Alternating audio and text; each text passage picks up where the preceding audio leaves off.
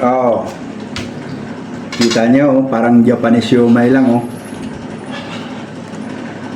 Tsura pa lang, nakakatakam na. Ito guys, makukuha lang ako Tikman na natin. Tulog.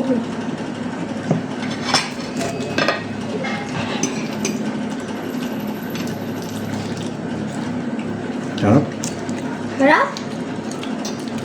Ano? Masarap. 10 out of 10.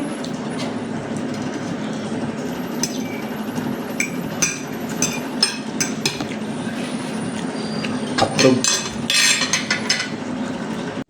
Mayroon nga lang pala akong 6 na pirasong talong, tapos hiniwa-hiwa ko lang ng ganito. Yan, medyo binilisan ko at mahaba masyado yung video, kaya bilisan ko na ng konti. Tapos tinanggal ko yung gitna, iniwan ko yung pinakagilid ng balat.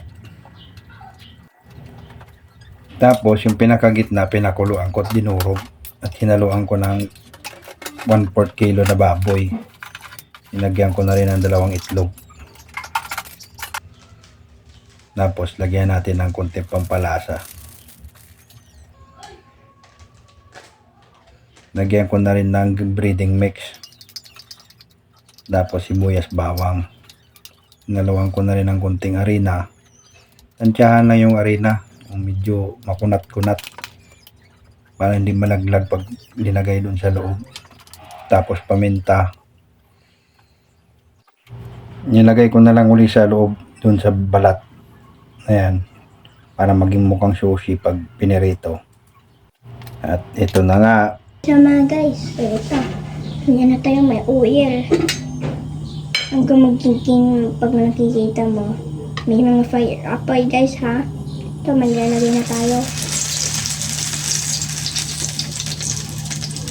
Okay guys, so, paano ito gawin? Tapos, kailangan 6 years old ha. Hindi 3, 4, 5. Huwag yun. At pag babae kayo, hindi pwede din. Talaga.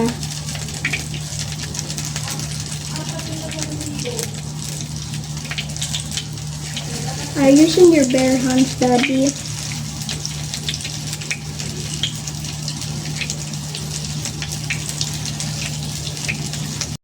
So mga guys, ito namang ano natin, nuluto lang tayo.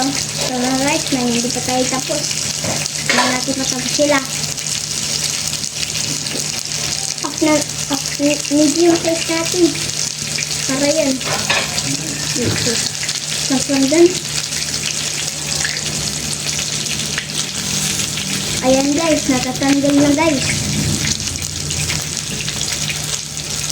Pagkatapos namin magprito, nagtunaw lang ako ng butter para sa toppings. Tapos ninagyan ko na ito ng giniling na bawang. Tsaka lagyan ng asukal na medyo matamis-tamis.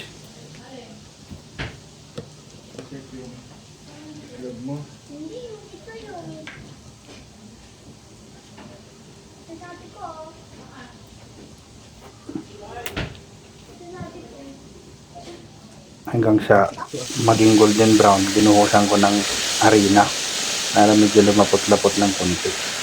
Ayun na yung pinakasawsawan niya. Manamis-namis na garlic na may butter.